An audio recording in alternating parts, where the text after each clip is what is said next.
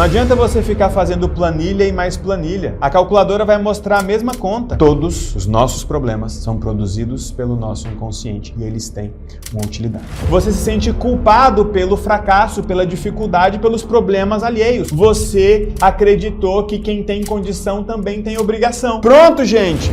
Se eu tivesse dinheiro, eu carregaria todos vocês, mas como eu não tenho, é mais leve não ter dinheiro do que ter dinheiro e carregar todos vocês. Vamos parar com essa história de ficar falando de criança interior e vamos falar do adulto exterior que cresceu e tem que ter a responsabilidade e a coragem de encarar aquelas feridas. Você não quer sair do AJ, porque talvez ele seja a única pessoa que confia em você. Como nunca mais ter problemas com a falta de dinheiro? Elton, essa resposta existe? Essa resposta existe. Só que o trabalho para trazer essa percepção é muito maior. Uma etapa dessa construção é a que nós vamos fazer hoje. Você precisa entender a raiz das dívidas. Eu poderia trazer várias estratégias de como negociar, que é importante, mas eu quero falar sobre de fato o que está por trás das dívidas. Então, uma das primeiras premissas que nós vamos trabalhar aqui é a premissa de que presta atenção, toda dívida material esconde um débito emocional. Isso vale para toda dívida, Elton, para aquela que está te incomodando, para aquela que está te paralisando. Tem gente que tem uma dívida que é um compromisso que fez, um parcelamento, um financiamento.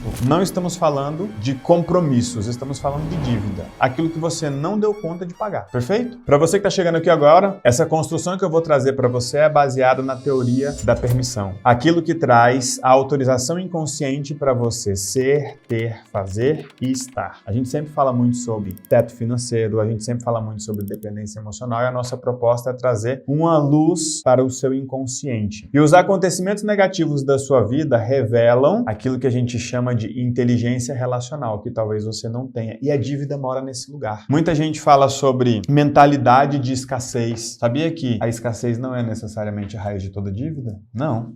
Não é porque o sujeito é escasso que ele vai estar endividado. Assim como não é porque o sujeito está endividado que ele é escasso. A questão da escassez é sobre o quanto esse indivíduo acredita que tem mais no mundo.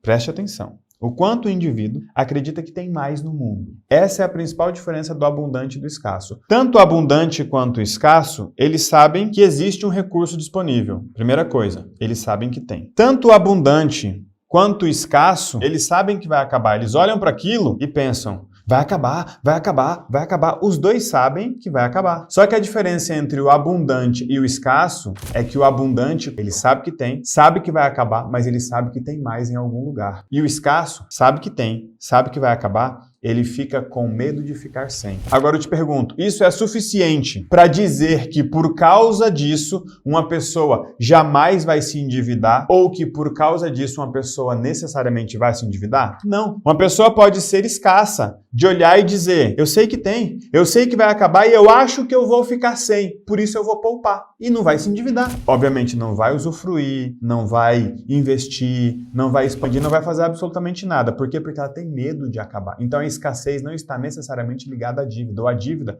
não está necessariamente ligada à escassez. O abundante, ele pode olhar e dizer, eu sei que tem mais, e isso não o impedir de se endividar, muito pelo contrário. Ele pode olhar e dizer, já que eu sei que tem mais, não importa, vamos viver porque só se vive uma vez. E aí? Então vamos separar escassez e abundância desse universo da dívida. Porque não existe uma regra em que o escasso vai ficar endividado e que o abundante jamais vai ficar endividado. O que eu vou falar aqui serve para qualquer natureza de dívida e qualquer tamanho de dívida. Não importa se você deve 10 mil ou se você deve 1 milhão, não importa se você deve há 6 meses ou se você deve há 6 anos, o que eu vou trazer aqui vale para você. Perfeito? Preste atenção que nós temos uma premissa. Qual é a premissa? Toda dívida material esconde um débito emocional. Vi uma pessoa endividada, a pessoa está com uma dívida, está com o nome negativado, está sem condições de utilizar cartão de crédito. está sem condições de fazer compras e etc e tal, pare de olhar o tamanho ou a natureza da dívida. Não é que você não tenha que olhar para isso, mas ficar olhando só para isso não vai explicar absolutamente nada. Ah, mas é que eu devo porque eu fui avalista de alguém, eu devo porque eu perdi o emprego, eu devo porque o negócio que eu fiz deu errado. Vamos deixar a natureza da dívida de lado. Qual é a premissa? Coloca aqui nos comentários. Você que já decorou, toda dívida material esconde um débito emocional. Então, se a pessoa chegar com uma dívida material, o que você está procurando? O débito emocional. Essa pessoa está dizendo que ela deve 349 mil reais. Não importa se é 349 ou se é 1 milhão. Guarde um pouquinho esse débito material, porque a pessoa vai ficar contando muita história sobre ele. A pergunta é, qual é o débito emocional por trás dessa dívida? Uma lente é feita de várias camadas. Essa camada precisa ser instalada para que você desenvolva a sua capacidade de entender até onde você pode ir, porque sim, dívida é falta de permissão. Tem gente que se endivida porque não pode ter dinheiro. Tem gente que se endivida porque não pode ter liberdade. Tem gente que se endivida porque não pode ter leveza. Tem gente que se endivida porque não pode ter conforto. Tem gente que se endivida porque não pode ter o que os outros têm. A dívida entra naquele universo de utilidade que nós já falamos aqui outro dia e vira e mexe vamos falar mais. Então vamos entender essa dinâmica da dívida. O seu problema não é com a dívida. Ninguém presta atenção nisso. Você já ouviu alguém falar em dívida impagável? Tem gente que fala em dívida impagável. Se você foi capaz de fazer, é porque você é capaz de pagar. Preste atenção. Você dá conta de pagar. Ah, mas tem os juros. Vou repetir. Se você deu conta de fazer, você dá conta de pagar. Você vai entender. Se você dá conta de fazer ou deu conta de fazer, você dá conta de pagar. Por quê? Não é sobre o tamanho da dívida material. É sobre o tamanho do débito emocional. Com quem é que você tem esse débito emocional tão grande que você não pode ter dinheiro e você precisa da dívida, você prefere a dívida e você permite a dívida. Ah, Elton, mas eu não fiz isso. O meu irmão não fez isso, ele só deu errado nos negócios. A minha tia não fez nada disso, ela só caiu em um golpe. O seu consciente diz isso, mas o seu inconsciente produz exatamente esse acontecimento sob medida. Um acidente, um incidente, uma dívida, um vício, uma doença é fruto do desenho do seu inconsciente. Fruto da construção que você tem, com as relações que você mantém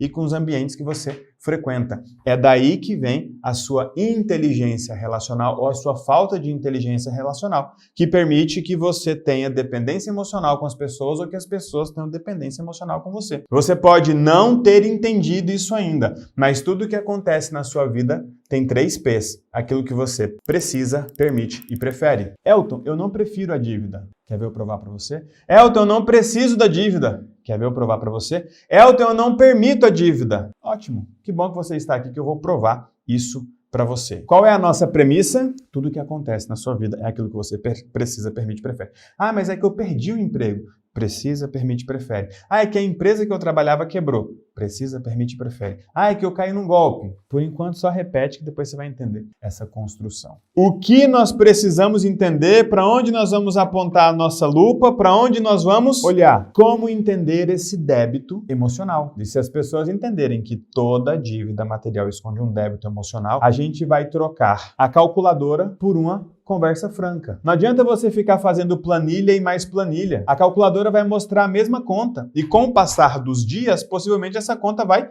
piorar. Troque a calculadora, porque a calculadora vai falar sobre o débito material. Nós precisamos olhar para o débito emocional. A dívida emocional que você tem com alguém ou que alguém tem com você, que faz com que você precisa, permita e prefira. As pessoas, elas se prendem e tentam prender as outras. As pessoas tentam sempre passar para as outras aquilo que elas enxergam, aquilo que elas precisam. É sempre uma imposição relacional. Vamos falar de relação?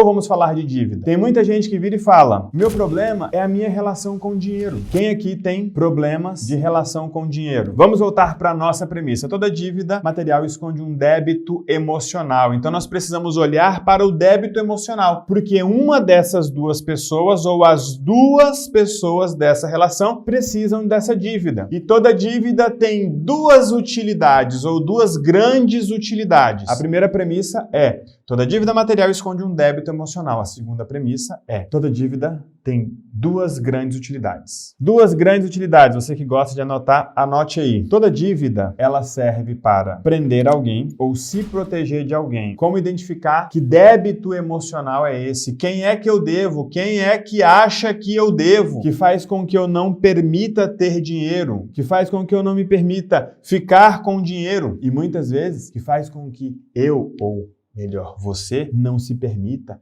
gastar o dinheiro. Tem gente que se endividou, aí você pensa, comprou o que, amigo? Carrão? Fez viagens? Não. Emprestou dinheiro para os outros? Emprestou o nome para alguém? Tava na pior, mesmo assim pagou a cirurgia de um, o conserto do carro do outro. Não tem permissão para curtir o próprio dinheiro porque tem a obrigação de socorrer quem está sem. Então, vamos lá. As duas grandes utilidades da dívida. Primeira, prender alguém. Segundo, se proteger de alguém. Essas são as duas grandes utilidades da dívida. Como saber se o seu caso é o primeiro ou como saber se o seu caso é o segundo? Simples. E tudo que eu estou trazendo aqui, por trás disso existe a teoria da permissão, com os protocolos, com as ferramentas que fazem o devido diagnóstico e o devido tratamento de cada uma dessas condições. Além de querer te passar todo esse conhecimento, nós queremos te acompanhar na aplicação desse conhecimento, porque não é ter acesso ao conhecimento que vai mudar a sua vida, é a aplicação dele. Nós sabemos que aplicar é a parte mais difícil. Por isso a gente se une e se apoia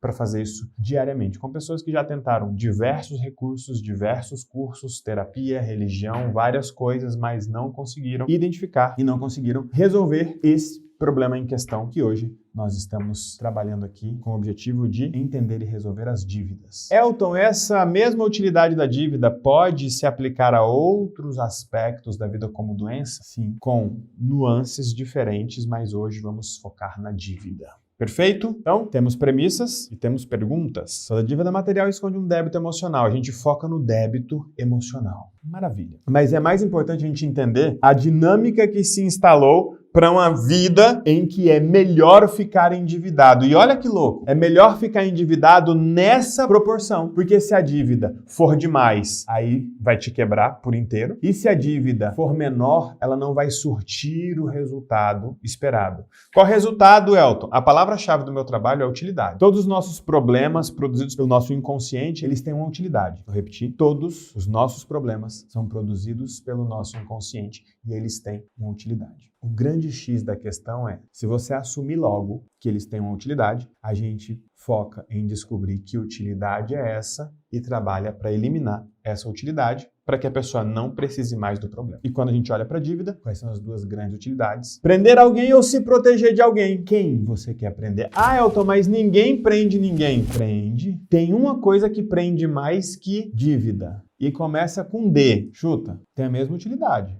Prender ou se proteger, no sentido de afastar. Podemos chamar dívida de doença? Podemos. A dívida é uma doença no órgão enriquecedor chamado bolso. Mas a dívida, ela serve para prender alguém ou afastar alguém, se proteger de alguém. E é sempre alguém próximo e conhecido. Porque aí, dentro da teoria da permissão, nós temos uma outra premissa, que é o fato de alguém te amar não impede essa pessoa de te fazer mal, mesmo que não seja por mal. Inclusive, só quem te ama tem acesso a você. E só quem tem acesso a você é que pode te gerar mal, por conta da dependência emocional e aqueles 4 padrões controladores que nós trabalhamos. A vítima natural, vítima intencional e vingador e narcisista. Os nossos protocolos, o nosso apoio constante e próximo, espalhados em grupos pelo Brasil inteiro e pelo mundo todo, são mais de 130 mil aliados, tem esse objetivo, apoiar as pessoas na correção dessas relações, porque toda relação exige um vínculo forte e um limite claro. As pessoas têm dificuldade de colocar esse limite. E tem gente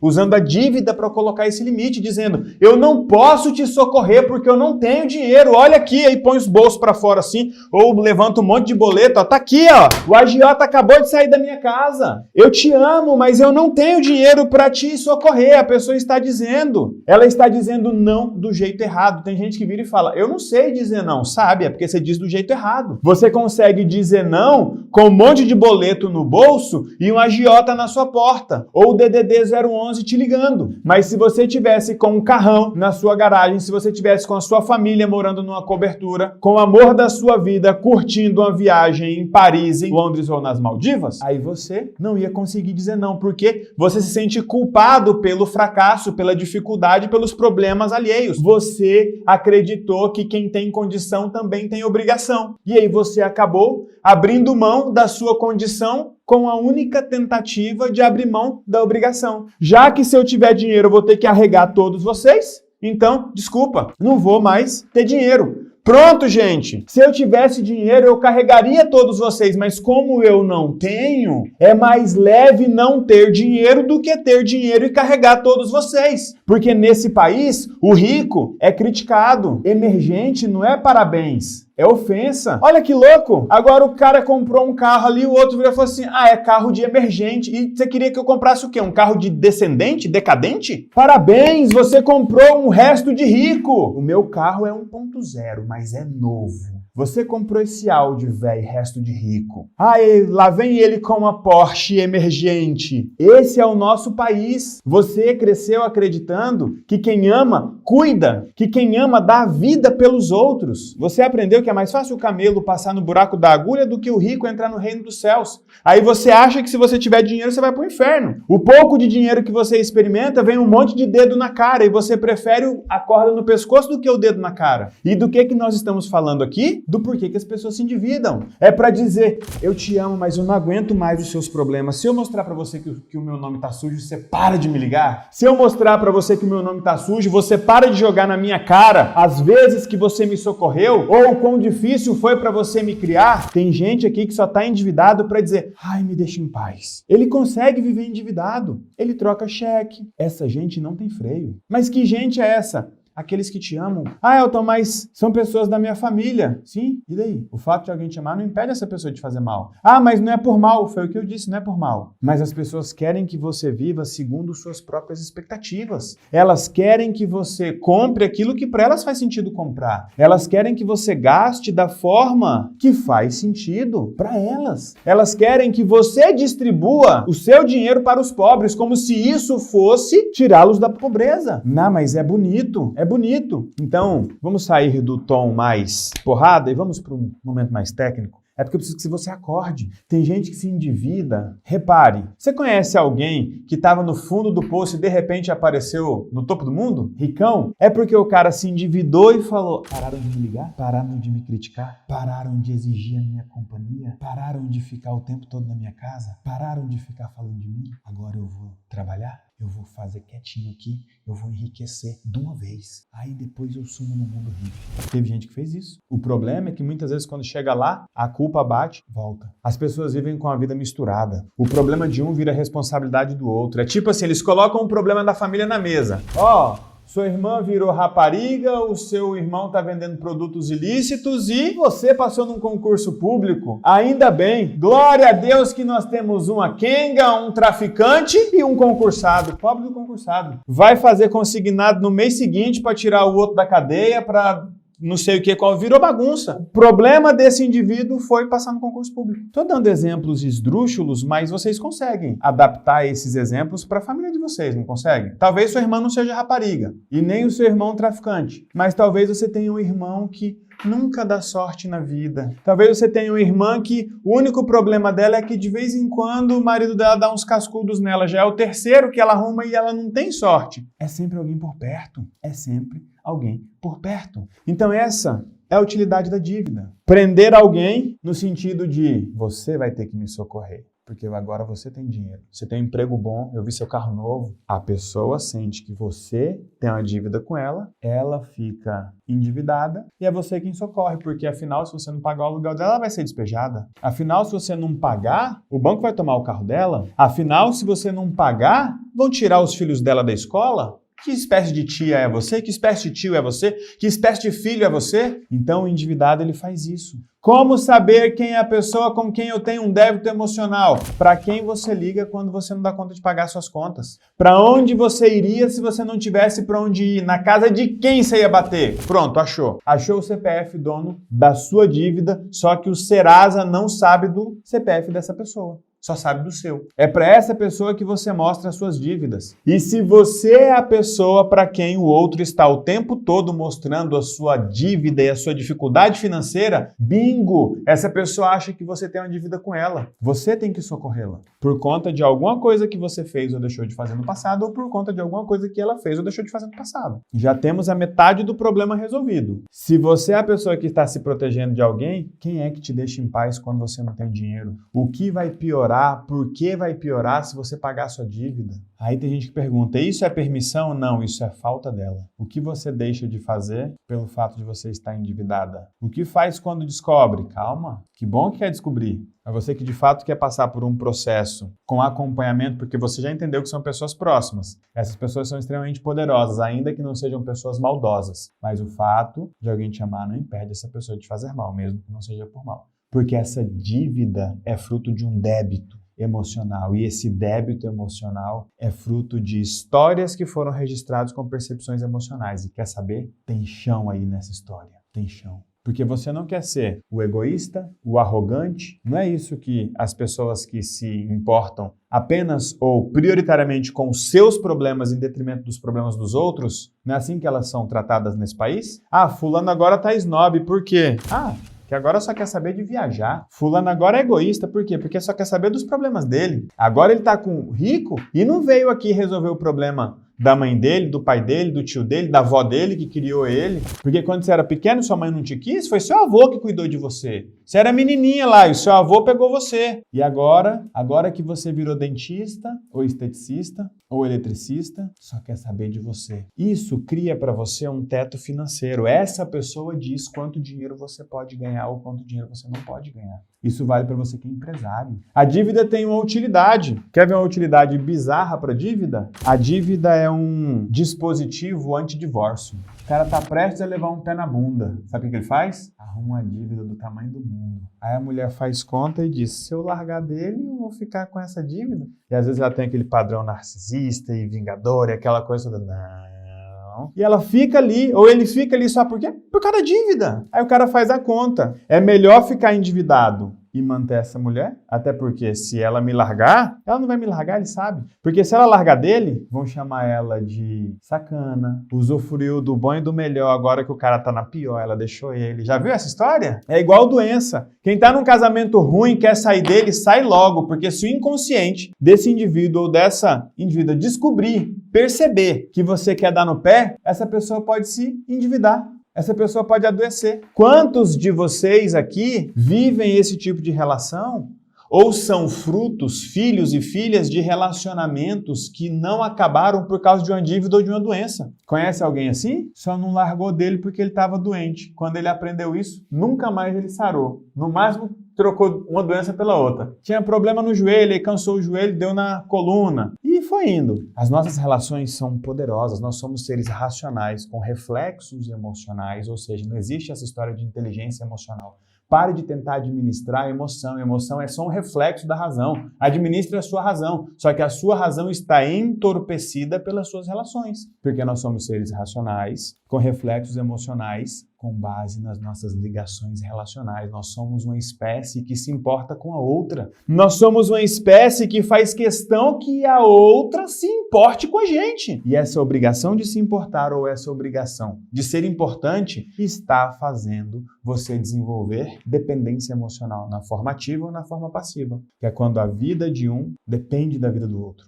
Quando o estado e a ação de uma pessoa faz com que o estado e a ação de outra pessoa mude. Nós somos uma espécie que o nosso amigo conta uma coisa que o deixa triste e a gente fica triste junto. O cara levou um chifre, o cara foi demitido, o cara bateu o carro, por que eu vou ficar triste? É porque a gente se importa. Esse é o problema. A gente se importa muitas vezes mais com o outro do que com a gente, para não levar o rótulo de egoísta. Chamam isso de empatia ou de simpatia. Nossa, fulano é tão empático, fulano é tão simpático. Nossa, Elton, você não se preocupa com o outro só depois que eu tiver certeza que ele está fazendo isso. Eu jamais vou me importar com uma pessoa que não se importa consigo. Isso digo eu hoje, o Elton do passado, adorava alguém com problema para ficar pertinho para ouvir. O Elton é um menino tão bom. Bicho, eu sei fazer tudo. Eu sei soldar, eu sei fazer carpintaria, eu sei mexer com carro, eu sei mexer com pintar parede. Porque era só eu ver alguém fazendo isso que eu participava. O Elton era um menino tão bom que nem podia ganhar dinheiro. Você sabe por quê? Se ele ganhar dinheiro, ele vai embora. Esse era eu não tinha permissão, e talvez você também não tenha. E eu quero te convidar para desenvolver a sua permissão, para encarar essa bagunça relacional na qual você se envolveu. Você vive com dependência emocional e hoje você não pode ter a vida que você gostaria de ter. Não pode ter mais do que os outros, não pode ter se os outros não tiverem. Não pode ser porque os outros não são, não foram ou não serão. Não pode fazer porque os outros não fazem, não fariam ou não querem que você faça. Não pode ir porque os outros precisam de você pertinho. E você cresceu, talvez hoje você já tenha família, filho e sonhos. Então quer saber de uma coisa? Está na hora de você se responsabilizar 100% por você. É isso que nós queremos, aumentar a permissão do brasileiro. Para ter sucesso, para ter prosperidade, para crescer na vida, você precisa de 3 coisas: capacidade, disposição e permissão. Não adianta investir só em capacidade, fazer um curso novo, um curso atrás do outro. Não adianta ter só disposição, ser trabalhador, mais trabalhador que todo mundo.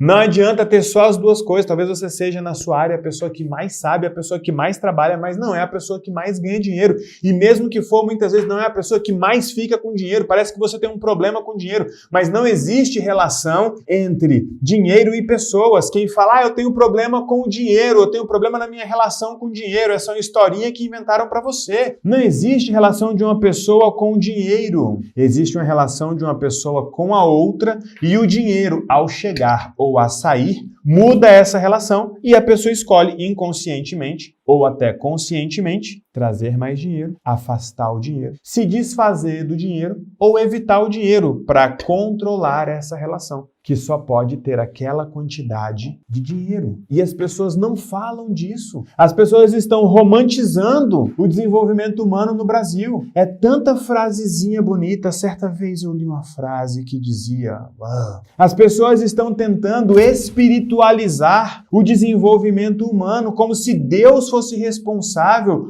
por quitar as dívidas de alguém, como se Deus fosse responsável por resolver os problemas financeiros de alguém, abrir uma porta de emprego, trazer clientes para um profissional. Quer saber? Me enoja as pessoas que falam em nome de Deus, inclusive com essas frases bonitas. Tá errado, você é responsável pela construção relacional que você tem feito, que tem gerado inconscientemente os problemas que você tem mantido. Eu vou repetir para você, você é responsável pelos problemas que você tem criado. Inconscientemente você tem criado esses problemas por conta das relações que você tem construído. Eu sei que é reconfortante alguém te dizer que Deus vai abrir uma porta, que Deus vai resolver esse problema, que não foi Ele que criou. Eu sei que é reconfortante, até porque se assim o fosse, ou se assim o for, você vai ganhar 2 vezes. Primeiro, Deus vai resolver o seu problema e segundo, você vai se sentir super especial. Agora a gente entendeu por que você fica endividado.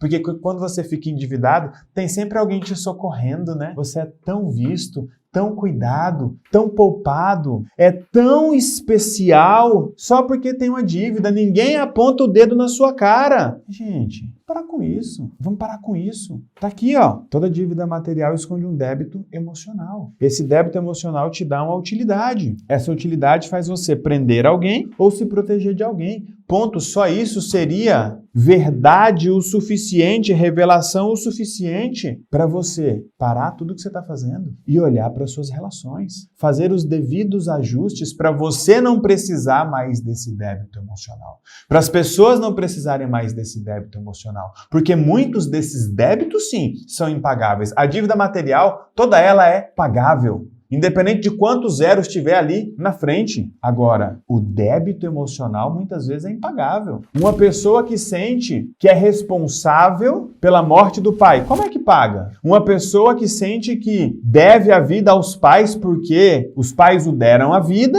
e tiveram esse filho com muita dificuldade. Como que paga essa dívida? Qual é a quantidade de dinheiro que se dá para uma pessoa que acredita que a outra deve a ela a vida? Qual é a quantidade de atenção? Qual é a quantidade de tempo? Qual é a proximidade? Qual é o tanto de amor que precisa ser dado para uma pessoa que entende que deve a vida para outra? Isso sim é impagável. Dinheiro não é impagável. Você pode não ter os recursos necessários para quitar essa dívida ou para produzir o dinheiro necessário para quitar essa dívida. Ainda. Mas essa dívida, ela é pagável porque ela é mensurável. Agora, débito emocional não é mensurável. Fez sentido para você, hein? Me conta aqui se fez sentido para você. Porque eu gostaria de ter ouvido isso, embora certamente eu não gostaria. Porque eu me sentia muito amado pela minha sogra quando eu andava com o cartão de crédito dela no meu bolso. Como eu me sentia amado por ela. E depois eu me senti amado pelo Nubank, que me deu um cartão de crédito com R$500. Aí a outra vem aqui e pergunta, como sair dos agiotas? Você não quer sair do agiota, porque talvez ele seja a única pessoa que confia em você e que te dá algum crédito.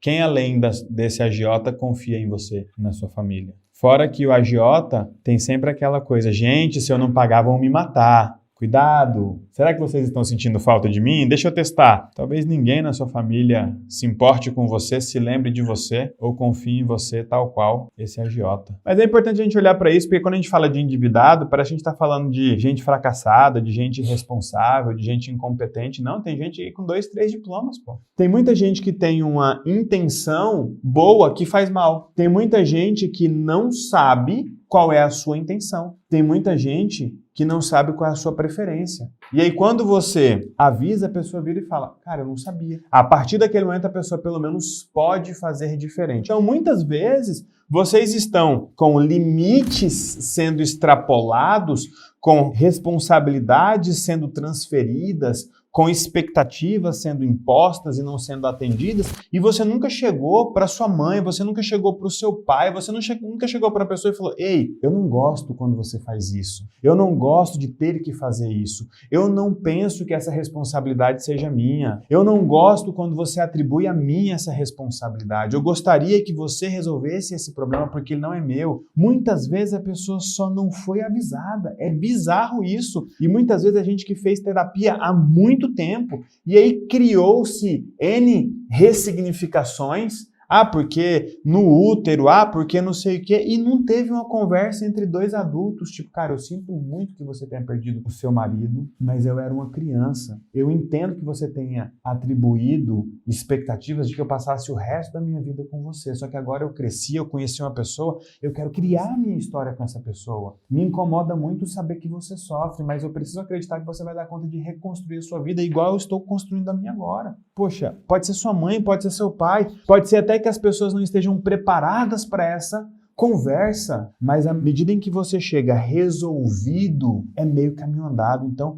gente, é libertador o trabalho que a gente faz, libertador para quem está aqui e para quem convive com quem está aqui. Se você quer viver essa experiência, que eu chamo de experiência maravilhosa, libertadora, sem motivação barata, sem espiritualização das coisas, com método, com técnico, com lógica, com clareza, vai por mim, porque talvez seja tudo o que você está precisando. Alguém que sente na sua frente e te responsabilize pelo problema e se responsabilize pela condução da solução. Alguém que vai te dizer, isso é isso e não é isso. Vamos fazer isso e não vamos fazer isso. Isso é responsabilidade dessa pessoa e isso não é responsabilidade dessa pessoa. Você pode esperar isso e você não pode esperar isso. Mas eu não sei fazer, então vamos fazer juntos. Que aí você vai ter um método, você vai ter um ambiente, para que de fato você construa a relação saudável que talvez as pessoas não tiveram experiência, talvez as pessoas não tiveram preparo, talvez as pessoas não tiveram a chance, a condição de fazer os ajustes e as correções que você pode fazer, pô. Eu não posso cobrar do meu pai hoje que ele se responsabilize pelos meus erros. Mas é que eu tô repetindo o padrão do meu pai. Não tá não, meu anjo. Você repete o dele só quando é a primeira vez, quando é a segunda vez é o seu mesmo. É você repetindo o seu padrão. É você repetindo o seu próprio padrão. É muito reconfortante você ficar culpando os seus pais, os erros deles, as ausências deles. Mas espera aí, você cresceu. Vamos parar com essa história de ficar falando de criança interior e vamos falar do adulto exterior que cresceu e tem que ter a responsabilidade, a coragem de encarar aquelas feridas, aqueles problemas. Não dá mais ficar com essa história toda. Aí vem aqui e diz, eu não aguento mais a minha mãe narcisista. Você não aguenta a sua mãe narcisista ou o narcisismo da sua mãe? Porque quando a pessoa é narcisista e você é saudável, ou ela se adequa ou ela mesma se afasta. Narcisista é um dos bichos mais inteligentes que tem. Se você não fosse o que você é hoje, você acha mesmo que a sua mãe se aproximaria de você do jeito que ela se aproxima? Não. Ou ela não se aproximaria, ou ela se aproximaria de um jeito diferente. E eu aposto muito mais na segunda opção. Se a sua mãe não fosse esse defeito todo que você está dizendo, qual seria a melhor justificativa para a sua falta de sucesso, saúde, prosperidade? Você tem marido e filhos? Porque é muito fácil hoje vocês dizerem, não, eu não vou ter filhos porque eu não vou cometer os erros da minha mãe. Você nem vai jogar o jogo que a sua mãe jogou. É muito fácil tentar ser melhor do que os seus pais sem ser pai, sem ser mãe. Covarde esse movimento de vocês. Desculpa. É um pé no saco. Padrão controlador? É. O vitimismo é um pé no saco. A vingança é um pé no saco. O narcisismo é um pé no saco. Mas a negligência, a complacência é pior. Beleza. Você acabou de descobrir aqui que você é o remédio para o narcisismo da sua mãe com você. Você vai fazer o quê? Para reclamar, a gente é rápido, a gente é intenso, a gente é persistente. Talvez você nunca tenha falado para sua mãe, mãe, você tem desenvolvido comigo um padrão controlador narcisista, você tem imposto a mim os seus limites, você tem exigido isso e aquilo. Já teve essa conversa com ela? Ah, eu não aguento mais. E fez o que para resolver? O narcisismo é o mais fácil. O narcisista, ele é uma estrela, que ele acha que ele é o sol. Quando ele chega num lugar e tem um sol, você sabe o que ele faz? Sai. O problema é que você não brilha. Não é que o outro não deixa você brilhar. É você que não brilha. É fácil ficar dizendo que está todo mundo apagando a sua luz, mas qual que é teu próprio brilho? Vai, me conta aí. Vai, vagalume do sertão, me conta. Se a sua mãe não te diminuir, você é capaz do quê? Não, gente, não vamos ficar culpando os nossos pais, não. Eles podem fazer parte da causa do problema. Eles podem ser responsáveis por parte do problema, mas eles não são responsáveis por nenhuma parte da solução. Os nossos pais podem ser responsáveis por parte do problema, por parte da causa do problema, mas eles não são responsáveis por nenhuma parte da solução, porque nós crescemos. Esse é o ponto. Esse é o ponto. E agora você decide o que você quer fazer com essa informação. Porque você pode fazer o que você quiser, inclusive nada. Só não vai poder dizer que eu não te avisei. Só não vai poder dizer que não sabia. Entende? Vamos jogar um jogo sério. Vamos fazer o básico bem feito. Não dá mais pra gente ficar com essa motivação barata por aí. Não dá mais pra ficar achando que tudo é procrastinação. Não dá mais pra ficar achando que Deus te esqueceu ou o diabo se apaixonou por você. Para. Existem muitas pessoas envolvidas na causa do seu problema, mas basta que você se envolva com a solução para a coisa avançar. Você não sabia, agora você sabe. O que você vai fazer com essa informação? O meu convite é que a gente coloque isso em prática. E eu vou te falar. Tá difícil de encontrar alguém melhor do que a gente, mais próximo do que a gente, mais consistente do que a gente nesse mercado. Porque os meus concorrentes, eles são misturas, desculpa falar, eles são misturas baratas, não baratas porque eles cobram caro, né? Mas no bom sentido. São misturas baratas de frases de efeito com recorte de técnicas importadas do exterior e, infelizmente, recheados com versículos bíblicos. Quando eles terminam, você nem sabe se você fala amém, yes ou who. Triste isso, mas o nosso convite aqui é um convite para consciência, para clareza, para lógica, para o enfrentamento. Quer chamar tudo do que vocês estão chamando aí fora? Vamos lá. Só que aqui a gente trouxe uma revelação clara, sem te dizer que foi o Espírito Santo, ou que foi a Maria, o José, o Jesus, o Oxalá, o Buda, o Maomé. Eu trouxe, você pode ter gostado ou pode não ter gostado. Eu estou te fazendo um convite, você pode aceitar ou não. Se funcionar e você quiser colocar em prática, me cobre, porque é minha responsabilidade fazer funcionar. Esse é o nosso jeito. Esse é o nosso jogo e nós somos Aliança Divergente. Será um prazer ter você com a gente. Tchau. E se isso está fazendo sentido para você, toque no link que está fixado aqui na descrição desse vídeo e preencha sua ficha de interesse e aumentar sua permissão, porque um aliado que eu vou escolher vai entrar em contato contigo para fazer duas coisas. Primeiro, te explicar exatamente como é que a gente coloca tudo isso em prática e como funciona aqui o nosso movimento na Aliança Divergente. E segundo, te presentear com a super condição para você caminhar aqui junto com a gente nesse movimento maravilhoso que já tem mais de 140 mil aliados pelo Brasil e pelo mundo. E detalhe, a gente se apoia todo dia para você caminhar aqui com a gente nesse movimento diário onde a gente resolve esses problemas e aumenta a nossa permissão.